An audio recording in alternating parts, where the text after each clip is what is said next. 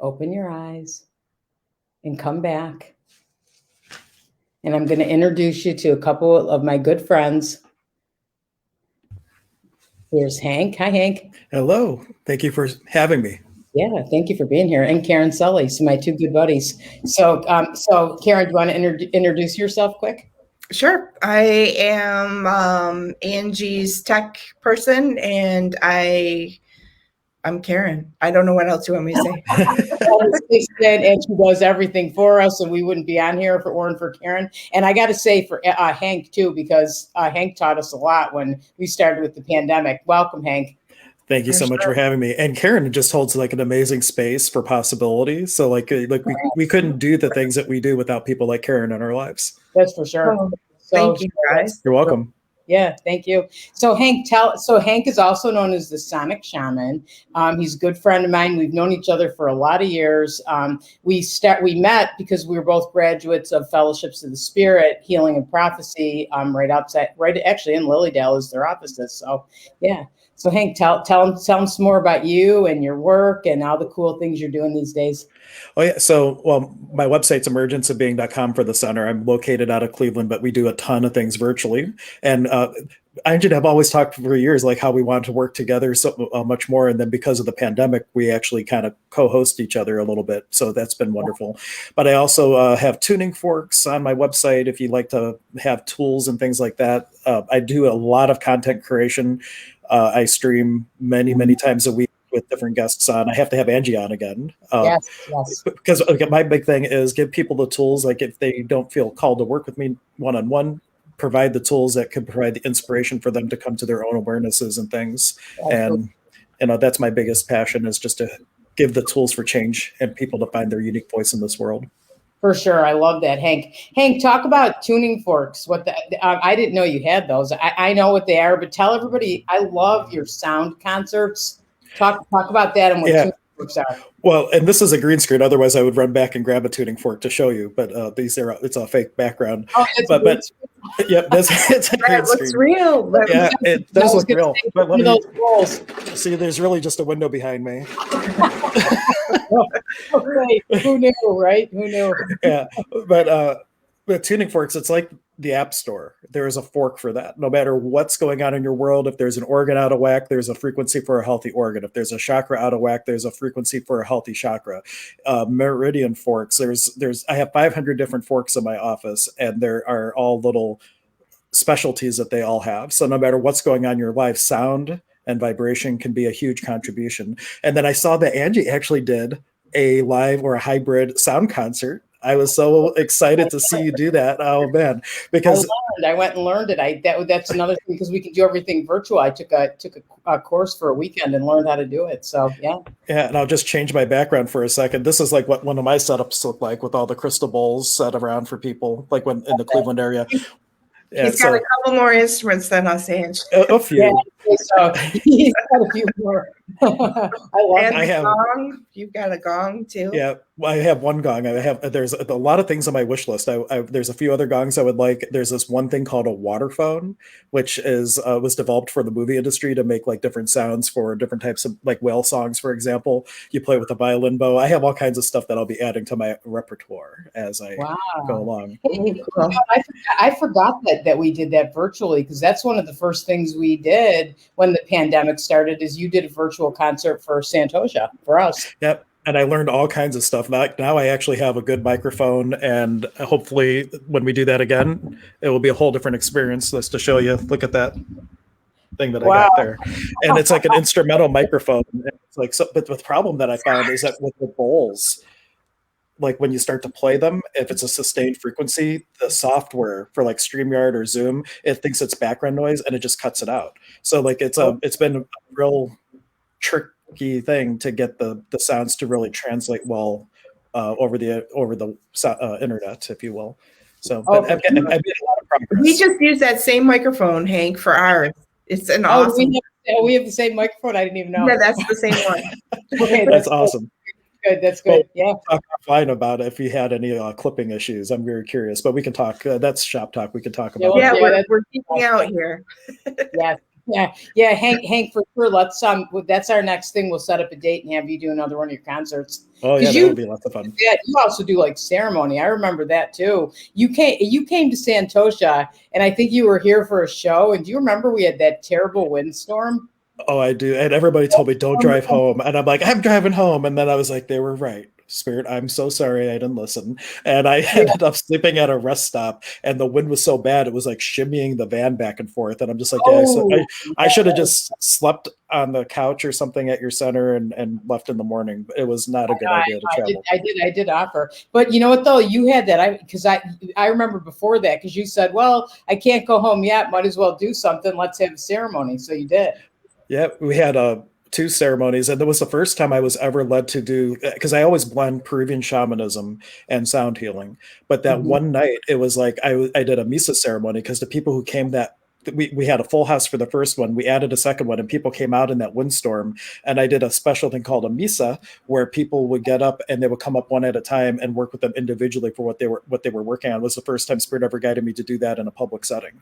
So it was like a beautiful experience for me. And we did a despacho to the wind, and I think you hung out for most of that, and everybody got a blessing with that, because it's like with a windstorm like that, how could you not honor the wind?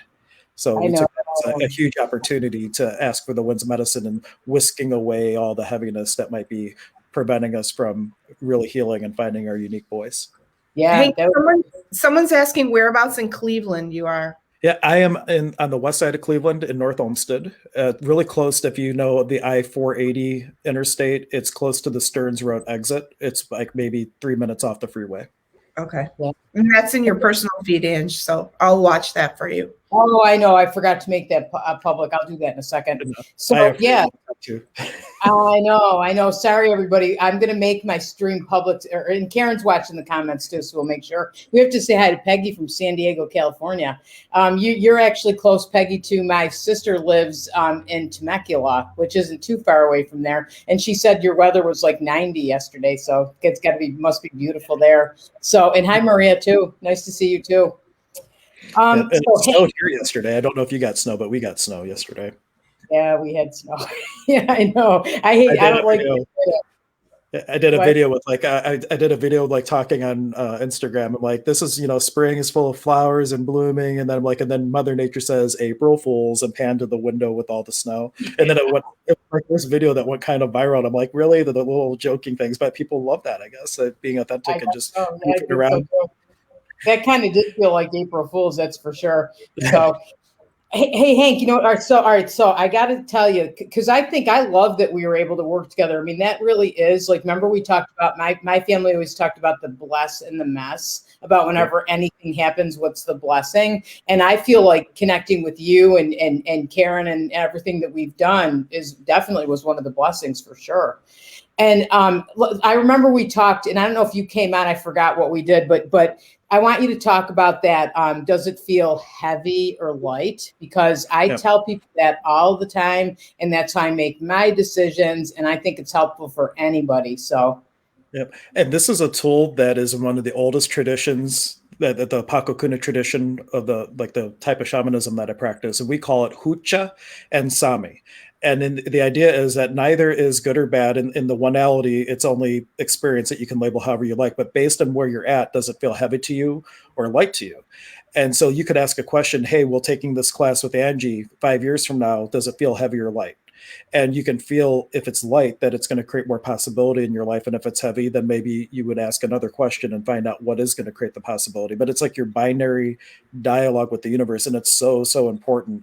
And it's just like developing a muscle. And that's why I use the 5-year rule, because people who are not, like, I know you've taught intuitive development. When people first start, sometimes they have a harder time feeling like the yes and no from spirit. But if you put it out on a trajectory, well, instead of saying, does it feel light to take this, yes or no, 5 years from now, how do I feel? Because now you put it on a trajectory, and it becomes much easier to start to feel the difference between the energies. And it's a wonderful tool to start developing that binary dialogue with the universe.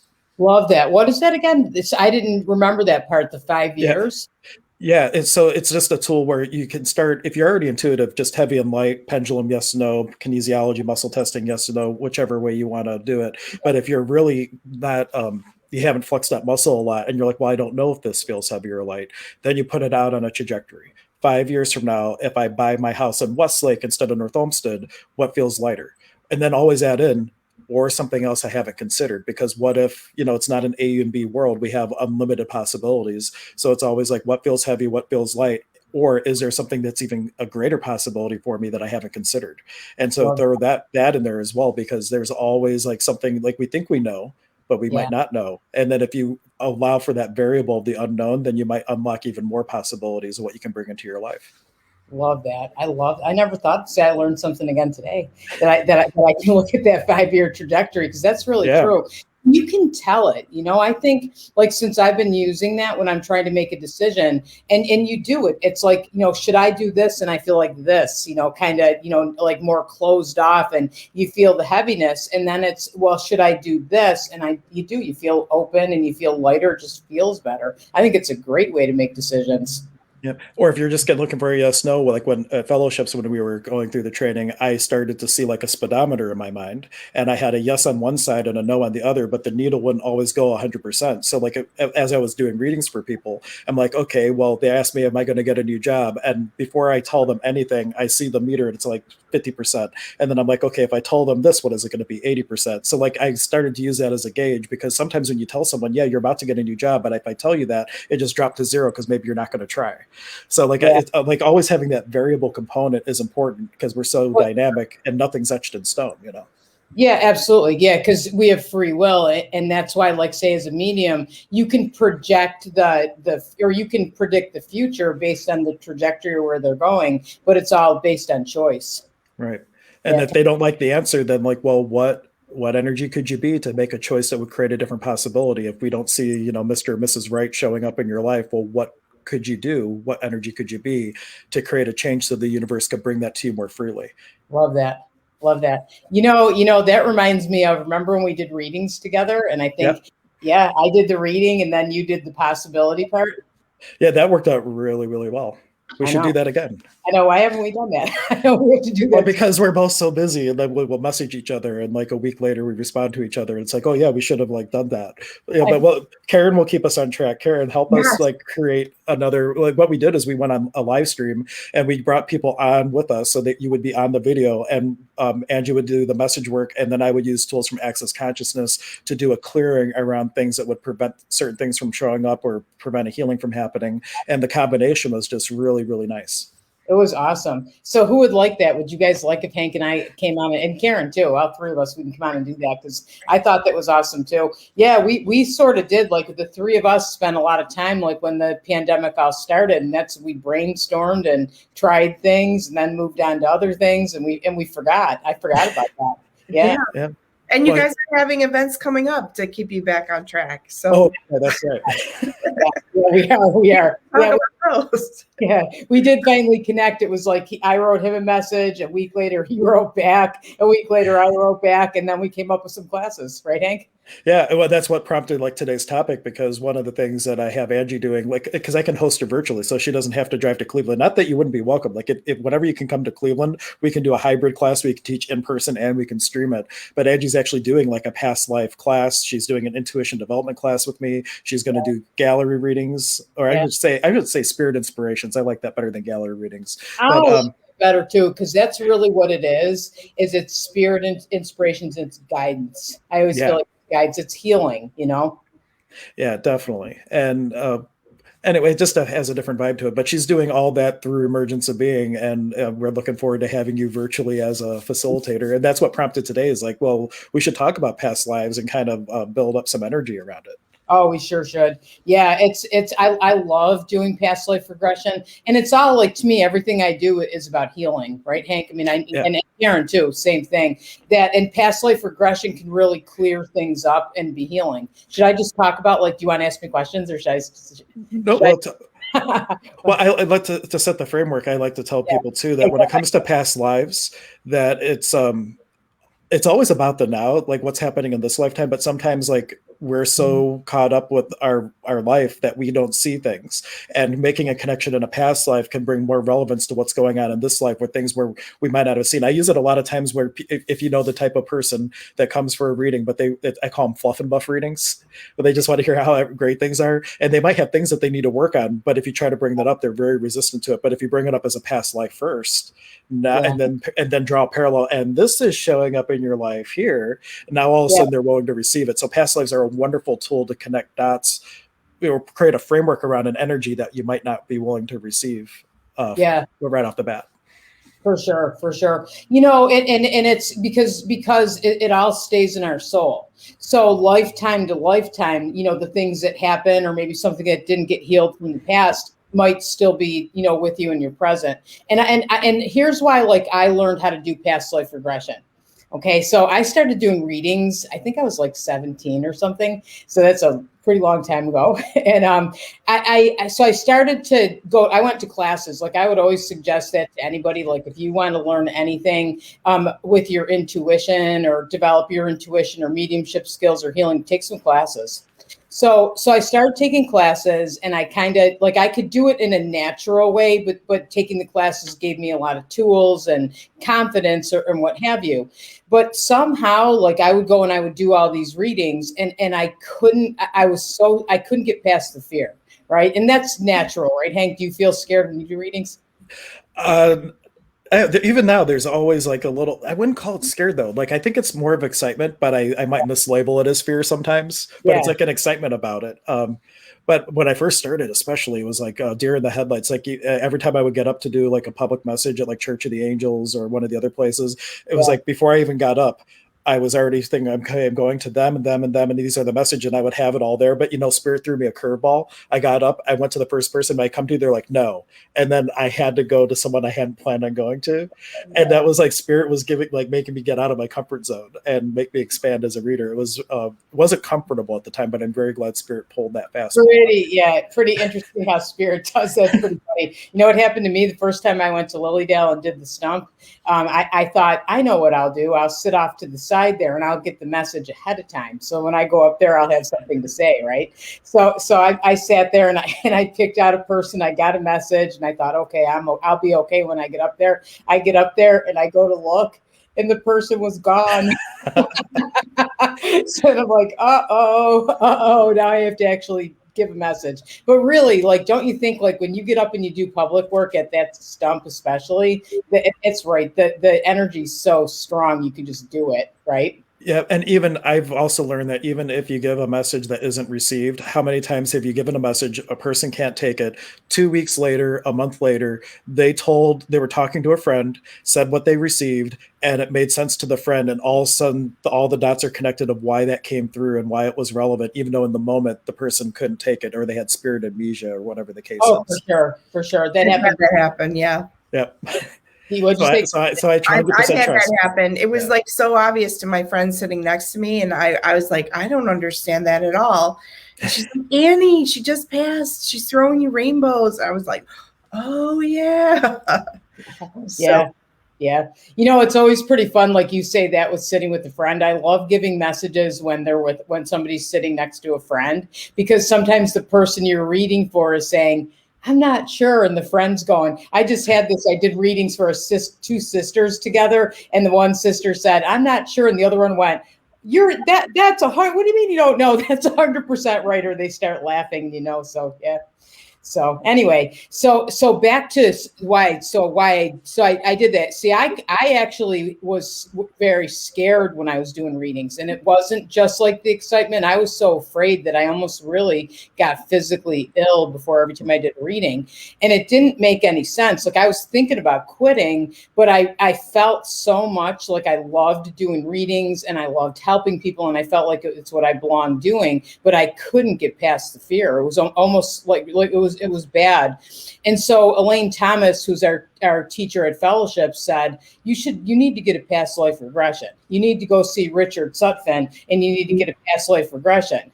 And I said, what?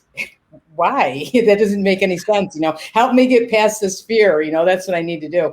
And she said, go get a past life regression. And I think you will, because you're probably maybe there's something that happened in a past life that's holding you back, because nothing made sense. I mean, I had lots of tools. People were telling me I was doing a great job with readings, and I couldn't get past the fear.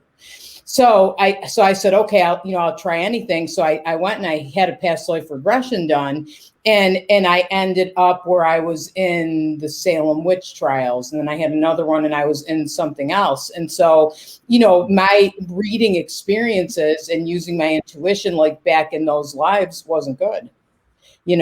So in doing the past life regression, like what happened was, I understood what it was. And then you kind of make the connection there that that's not the way the world is today. And I'm safe and I can do this. And just doing those past lives, it wasn't that I still wasn't nervous, but that horrible, horrible fear I got rid of, and I'd had that for a long time. So that's why. And then Richard Sutphin actually came to fellowships, and he's kind of a pioneer in teaching past life regression and spiritual studies and things like that. He actually passed over to the other side over the summer. Yeah, he did. Yeah. Did you know him, Hank? I took a class with him. He was at fellowships, and I took the life activation workshop with him. And so it wasn't so much past lives, but it was like round after round of him doing different types of regression work or hypnosis work. And then I had this inspiration for an acronym. And this is actually a class. It's going to be a free class coming out on transcendentminds.org that I'm going to have up as a pre-sale, but it's not going to cost anything. It's like a self-help series. And the acronym is As I Forgive Me. And it's a metaphysical approach to inner work. And I got that inspiration from his class years ago, and Spirit started, like, how Spirit starts saying, hey, when are you going to get to that? Hey, when are you going to get to that? And it's designed to be like a deep dive for people to give them a tool to start to really do some inner work. And that was all from Dick's class. I love that, Hank. Why don't you do that? We should do that. You can do that with Santosha too. Oh, sure. Yeah, because my idea was like have it as a free resource for people, and then for people who want to take a deeper dive to have like a group session where you would go through with a group of people with facilitation and that type of thing. But the original one, just you, yourself, and your soul, take that deep dive, and then for the things that are too hard or that need a little bit more oomph to get through, then there's going to be like a coaching element that would be available. But that's going to be something. It's already, the outline's done. I'm actually filming now, and that's where it's going to be like a pre-order. So like as I see, once I have enough people that are interested, then it's going to be able to just get rolled out, and then everybody can go through it. I'll get feedback, I'll tweak it, and really just, it's going to be a lot of fun. And Spirit's been nagging me for so long, I could finally put it out there, and Spirit will then give me the next inspiration. Yeah, that's awesome. Have you heard that too? Like people who get inspirations from Spirit, a little bit off topic, but everything's on topic. Go with it. It's like they gave me that analogy of like a self-feeding like those pet dispensers, as they eat, more food comes down. It's like Spirit already gave you this nourishment, this inspiration, and until you take it, the next one won't come down. And so like it was a great takeaway today for whatever you're working on. What inspirations have you received that you have not actualized yet, that if you were to actually actualize, Spirit's going to give you the next best thing that's going to change your life? So it's to start working with what you've already been giving so you can make the space to receive more. I love that. Talk about that, Hank. So how do you get those, like say those inspirations, like we're talking about going to classes, but I think you get those inspirations every day just in life. Yep. Right? Well, the main thing is just to show up. Yeah. Like how often do we respond or react through life instead of responding? And that's the energy where you're missing things. Like if you're just going through life, and like if you go through the whole day and you don't remember anything, like were you showing up for your own experience? But if you're showing up and being in the question and asking the question every day, hey, how much inspiration, fun, and creation and possibility can I have working hand in hand with Spirit today? Yeah. And asking a question like that, you're going to notice things that line up to that question. But if you're walking through unaware without asking a question, just seeing what happens to you instead of through you, then you miss out on all that. So it's really just showing up and being present for your experience. Say that again. Ask what in the morning?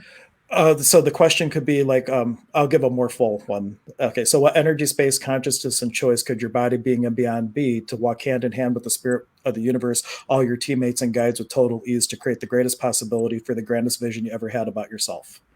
And let that energy come up.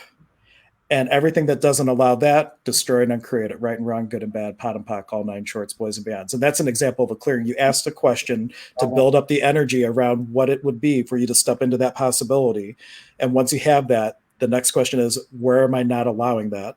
And that's the energy that we destroy and uncreate. So that's like a facilitation tool from Access Consciousness. Yeah, I love it. That's almost in a way like you're asking spirit to be with you, and your intention, right, for a day. Yep. And I think like sometimes that we forget, right? We forget to ask and we forget to set an intention, but spirit inspiration is there for all of us all the time. Right. And they just gave me the Cliff Notes version. What would it take for me to effortlessly walk hand in hand with all my guides? Oh. And so like just say that, and then while you're doing that, what's stopping me, and ask spirit to take that part away. So you don't have to get all fancy with the words that I use. What would it take for me to walk hand in hand with the spirit of the universe every moment of every day? And then what did you say? The second thing, what's stopping? Everything that doesn't allow that, I give it to spirit. Yes. So that's a more English friendly way, because access speak can get kind of crazy, but it's done intentionally because your brain just goes, WTF, what was that about? And like your brain can't wrap its head around it. So it goes into your other than conscious and creates a different result. It's kind of like an NLP interrupt, if you will. Yeah, definitely. And that's really just by like, to help everybody that's watching, like that's really just by kind of setting that intention and saying that. They don't have to do anything fancy. I mean, they can, right? If they want to go deeper in it. Well, yeah. You can get really fancy with the words. And as an access practitioner, we do it on purpose because we want the logical mind to get overwhelmed trying to think about it so it doesn't get involved. and then it backs out on purpose. So that's the way. But if you're doing it for yourself, it can be really simple. You have an energy coming up, like say you're doing a past life regression for somebody, and you have all this heaviness come up. You can say, all that is, I hand it off to spirit, because it's about the energy. But our Western mind loves to identify all the crap we're about to throw away. And if you can get out of that need to go into the trauma and the drama, as soon as you identify the energy, you can just hand it off. Yeah, you're right. Go ahead. No, go ahead. No, I was going to say, and you're handing it off to be transformed, not just to get rid of it, because it's all about like energy is not created or destroyed. It's just manipulated and transformed. So you don't want to do like an A to B healing, like I'm moving the energy from here to here and I'm not dealing with it. It's like you're handing it off to spirit for it to be transmuted and sent out as a more enlightened light to the universe, to be a service to yourself and to others. Love that. I love that. That's really good. And you can do that. Oh, I had a thought. Now I forgot my thought, or I think I was going to talk about that with the logical mind, because whenever we connect, say, to intuition, that's a good thing to do. Is what did you say? Confuse it so it doesn't get involved. Oh yeah. Ego is edging God out. So you don't want it involved with anything that you're looking at in possibility, because ego only knows past data, and it will let you or trick you, convince you to choosing something you've already chosen time and time again, because it knows you survived it. But once you start talking about possibility, the ego goes, no, don't do it. We don't know what's going to happen. So you have to get the ego to back down. It's an important thing. You can't get rid of the ego. Well, you don't want to get rid of the ego. It's an important thing. We need our logic, right? Like your kids are going to school, like you want them to do well and focus on that part of their mind. But when you're talking about intuition, you can't bring logic into it. Yeah, that's like the realm of chaos, and the mind goes, whoa, I can't handle that. And the ego I look at is like, if source is all there is and source is the ocean, and you are a drop of the ocean, the ego is the water balloon that keeps that drop separate from everything else. So it's needed as an individualization of source, but for its intended purpose. Yes. And you want to make sure, like, let the ego be the ego and do its thing, but minimize its impact on what you're choosing. Like, take it into account, but it's not the CEO you are, and to choose regardless of what the ego wants you to do. Yeah, well, that's true. And that's when you talk about developing your intuition. That happens all the time. And you think, I'm not going to say that, or what? That's ridiculous. I've thought that so many times in readings, and I'll think like, oh, I'm not going to say that. And because that sounds silly, and that's my logical mind kicking in, then I finish the reading and the person will say, yeah, that was really, really good, but I sure was wishing you would have talked about that. And I'm like, oh, I should have said that. And that's what happens. You have to push that aside, right? Yeah, and also just trusting, like, you never know what's going to be significant to the person. That's what Lillian would say, link, don't think. Like, you get it, you give it a course with, there's sometimes filters you want to put onto things depending on how sensitive it is. but I've had times where spirit gave me like this vision of a hummingbird. And then at the end, I saw a hummingbird, and that turns out to be the most significant thing to the reading. And I didn't even go into the details of it. And for that person, it was like that meant the world to them, and everything else didn't matter. That's true. And so it's that one thing that maybe you think you shouldn't say, and that winds up being the most important. Yeah, a lot of times. Yeah. You know, that link, don't think. That's so funny that you said that, because I say that probably all the time, don't I, Karen? Yes, all the time. Like I use it all the time too. Yeah. You do? Yeah. Mm-hmm. So, and I actually had that like in my notes, the things that I had for us to talk about. I wrote that down. So we must have been already connecting. But do you remember, like, did you have Chris Slater, who was the teacher who talked about that? No, I never had them. That was something I just remember Elaine always saying, link, don't think. Oh, okay. Because we had this teacher, his name was Chris Slater, and Karen, you just edited one of his videos because they have everything on video, right? Yes, I did. Yeah, he's great. Yeah, and he was a healer, and the one thing I remember about him is he came in and he was so positive with the biggest smile on his face, and he always wore a chakra sweater, you know. So he had all the colors with his sweater, but he's the one that said that link, don't think. And I love that. That's absolutely the way, like when you're connecting to intuition, you have to link and you can't think about it. Yeah, and with intuition too, it comes to you like as a knowing, like and when you start hearing dialogue, then that's like when your ego is trying to talk you out of it. Or sometimes a spirit, well, you might have like a loved one in spirit or whatnot, you get the like that dialogue energy, but like the true pure intuition is just a knowing. And then your ego gets involved and tries to think its way into making it make sense, and then it usually goes south. Yeah, that's for sure. Hank, this sounds like I think like in this conversation, and Karen will probably agree, like I'm hearing like 3 or 4 classes. Could be. You guys are talking about past lives, so yeah, redirect you back onto your path here. Yeah, Hank, that happens every time we get in a conversation. It does. You know, we plan, God laughs, right? Yeah. No, if people have specific questions about the past lives, that could be another way we can stay on track. If people have questions about past lives, I'll post them. But I'll share like the most impactful thing for me for past lives is when I was in fellowships, one of our, the person in the same guest house who was also in the class, I think you know him, Kev O'Kane. Yeah. He was in my class, and it's interesting because he studied to be a lawyer, and he did lawyering for like one day and said, if I do this, I'll kill myself. And he went into past life regressions, like right after getting his, passing the bar and becoming a lawyer. So he became a past life regression hypnotherapist. Yeah. And me and my brother have always had like this animosity, and he tried to, I won't go into the trauma of it all, but there was like a lot of heaviness around that. And he regressed me. It's like, okay, so why is it that there's all this heaviness between you and your brother? And it was like lifetime after lifetime of my brother not being kind to me. And then there was this one lifetime that I was a doctor. And it was like back in the days where you would go to somebody's house and deliver a baby. Like they wouldn't come to you, you would go to them. And I lost the mother, and the father raised the child to hate me. And that was my brother in this life. And just like in the way that Kevin brings it up, it's not just about the awareness, it's all about the healing. So like this happened, bringing in like columns of light for the higher selves of all the souls involved. And like after that, the animosity, like the heaviness went away. And like my brother still has a lot of possibilities to make different choices in his life, but the heaviness was gone, and there was a huge healing impact. And that was just like one of my experiences with a past life, because I couldn't see in this life why this was occurring. It was all from this framework from a past life that allowed the healing to take place. That's fascinating. And so you doing that kind of healed things between you and your brother. Right. Now he still has a lot of work. He's making choices where we still, like, he's not an active part of my life right now, but the tension is gone. Yeah. So that was like a huge thing. Yeah, and especially because you had no idea what it was about.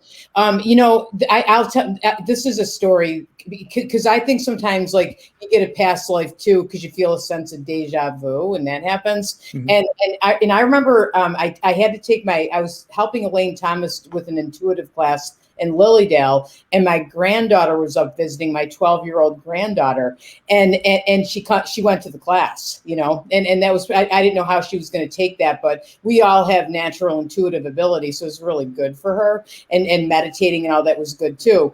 And somehow, like, her and I ended up like in the building during lunchtime, and the person that was supposed to come and lock up the building never came. So I had to send my granddaughter in Lilydale, who had never been there, to go find, which it's not that big. It's easy to find things, but she'd never been there, and I had to send her to get lunch. So I drew her a little map, you know, and told her to go on her way. And she comes back with lunch probably 20 minutes later. And I'm like, okay, good. I'm glad she made it back. And she had this look on her face, and she said, Grandma, I just know. She said, I didn't really even have to look at the map. I feel like I've been in Lilydale before. And I don't know how that can be, because I've never been here. But you could almost tell, like kind of by the look on her face, you know, and the energy she was in, that she felt that way strongly, you know. And I knew for that too, absolutely. She'd been there in a past life. You know, it's ironic, like when you say that, the last time I was at Lilydale, I was actually in a class with Elaine Thomas and John White. His name just went out of my head for a moment. And they put me up on stage and went through this whole thing where, like, you see yourself as a past life and how easy it is to really get that information. It's just, but she probably had been in Lilydale. I mean, we have on some level, if source is all there is, all at once in the ever-present moment of now, you have been me, I have been you. Our perception of the linearity of the order in which we experience things might be different, but you have been everyone, and how close in proximity it is to this lifetime is like how much they resonate versus over another lifetime. For sure. I totally agree. You know, to speak of Lilydale for me, and I remember when I told you my story about going to the stump, and I was so afraid that I got the person, and then the person was gone. But when I got up there and I stood at that stump, okay, just for a moment, it was like I looked out and people looked like they were dressed like the 1900s to me. And cool. For a moment, so was I. You know, and I thought, I don't know what I'm so worried about. This isn't my first time. I've done this before, and I felt that and just knew it too. Yeah, and you might have been tapping into the fear of the first time you ever went to Inspiration Stump in a past life to do a reading. You know, that could be. You're right, because you're kind of feeling that too. Yeah, I see. Like, go ahead, Karen. Oh, I was going to say you have a question. I was just. Oh, that's what I was about to read. So yeah. Okay. Yeah, was that the one from Jody that you were looking at? Yeah. So like the question was, do spirit guides follow you through different lives? And that's a really interesting question. And I think it might vary depending on each person. But since you sometimes have the same, they call it like a soul family, like in this lifetime, how many times have me and my son Max, or me and my wife Anya, or me and any of my friends, how many lifetimes have we been together? To me, it would make sense that maybe you do have the same guides, but it might be on a case-by-case basis. What are your thoughts on that? I agree. And actually that was, I had that on my topic list too, that I think we have like a soul family, and a lot of times we reincarnate with the same people in different roles over and over again, you know, and I don't think that happens like in every single lifetime, but I know I've done a lot of readings for people, and I'll be talking to a mother about her daughter, and I'll feel like sometimes the daughter acts like the mother, which is probably something that happens anyway with kids, but I'll pick up a lot of times that's because in a past life she was the mother and the mother was the daughter, you know. So I think that happens, and I think so. Is that what you were saying, Hank? Kind of the same thing, or? Yeah, and also, like, here's an example of how soul perceptions might be different. So have you ever had people where one person is infatuated with another, like, here's my soulmate, and the other person's like, I don't want anything to do with you? Yes. Right. Yeah. So like, what if for this soul going this way, this is the first time that this person's ever been together, but for this person it's the 100th time, and their lines of consciousness are going like this. So like, there's like, when you think about past lives, like, realize that for me and my son Max, like, maybe for me it's my 100th time with Max, and for Max it's his 5th time, and we're crossing each other like that. Just a whole nother element that can add a whole nother perspective of past lives. And on the spirit guide question, to offer a story, I was in 100th Monkey. I don't know if I told this story on your show before or not. But I had all my spirit guides with me, and it was right at the end of the 3rd weekend where it's like all silence and you don't talk at all. And it was the morning that we were coming out of this the silent meditation. I had all my guides merged together, into an orb of light, and I saw from me projecting to them like a projector through a smoky room. I saw it projecting from me, and then a voice saying, "You're the only one in the room." And I had the awareness that I, in a way, create my spirit guides, where I don't give myself permission to go directly to source. True. Yeah. Which you have to do. What'd you say, Karen? Sorry. Oh, that's a really interesting way to look at it, that we create our spirit guides. Yeah. Yeah. Well, for that matter, you create everyone. Yeah, right. If you're the only one in the room, and so am I, we are each other's soul mirrors, creating everything that we need to continue to evolve as a higher mind. And even though I'm the only one in the room, and so are you, both are true, because one's a duality truth, one's a one-ality truth. But it really makes your head go spinny when you start to think about stuff like that. Yeah, when you get, it does make your head spin. But I do. I mean, I definitely believe that we have spirit guides and we have guidance, and whether we create them or what have you. But they're with us, and I feel like you have. It's like some people say we have one spirit guide. I feel like we have more than one. Yeah.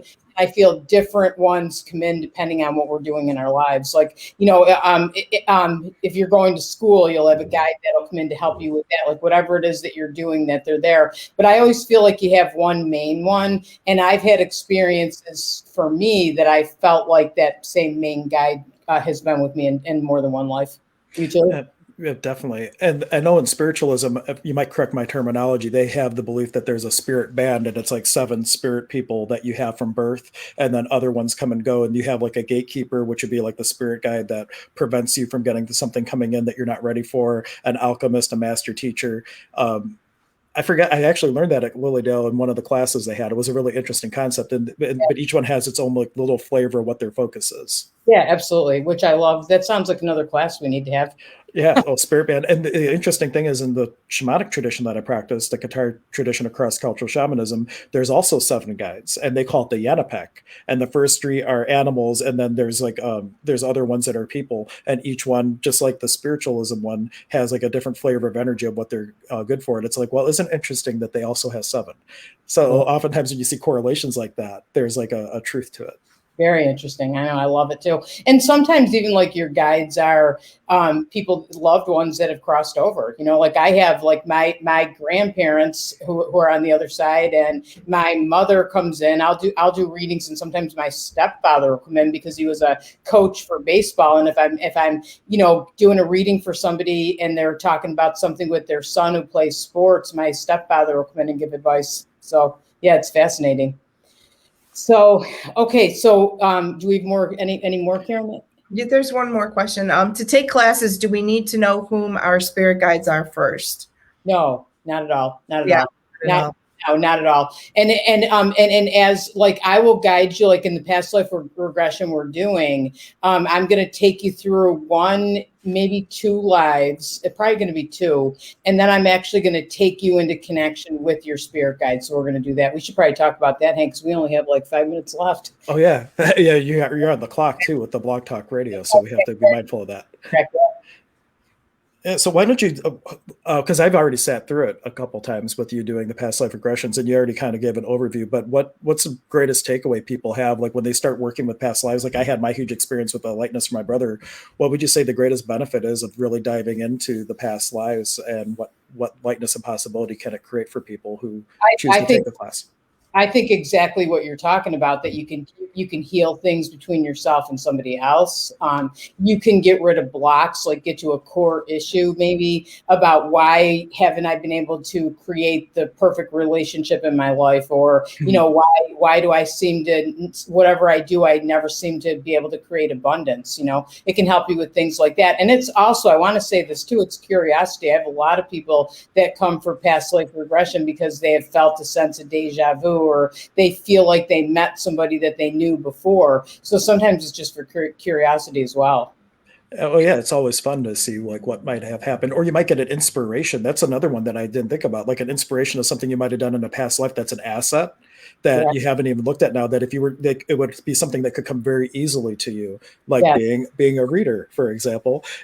Like you might have like potencies that you could rediscover and be able to add things to your toolbox that would like come easier for you than picking up something that you've never done before. Absolutely. I love that. So we're doing like a group past life regression actually this Tuesday. Should you do anything before class? No, just come and be open-minded, and I'll explain. I explain everything about the experience before the class, and then I'll guide you. Yeah. Awesome. Missy signed up. Cool. Missy, thank you. Okay. Oh, good. We're excited. Thank you. We're happy that you're signing up. Yeah, it's going to be fun, and we're teaching. Yeah, so we have that on, and then we're doing an intuitive development. I think coming up. 2-part intuitive development series, and then at the end of April we just moved it. And it's funny how things work out, because it was like the one class that no one had really signed up for or anything, and then I had realized that I double booked myself because I was going to be in Cincinnati dealing with passport stuff for my family, and it's just like, well, no wonder no one booked, because I wasn't going to be able to be there. So we just rescheduled that till April 29th. That would yeah, but that's another one of those things, like if you trust spirit, right, they take care of. Oh yeah, it works out so well, like when things like that happen. And between now and then, how much fun would it be to be on and do those like combination gallery readings that we've done? Well, spirit inspiration readings that we've done in the past. Spirit inspiration readings, I love that. That's what we have to call it. And honestly, Hank, it sounds like we probably have 4 or 5 more classes we're going to be offering.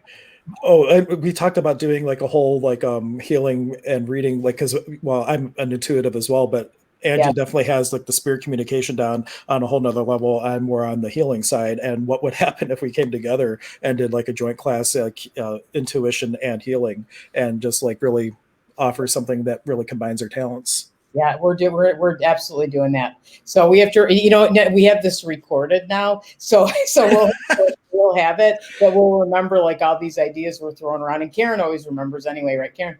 Yeah, I try to keep track of you guys.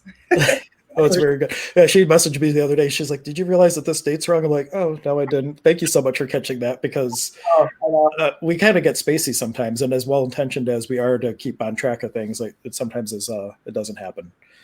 That's true. I think that's true for everybody. So yeah.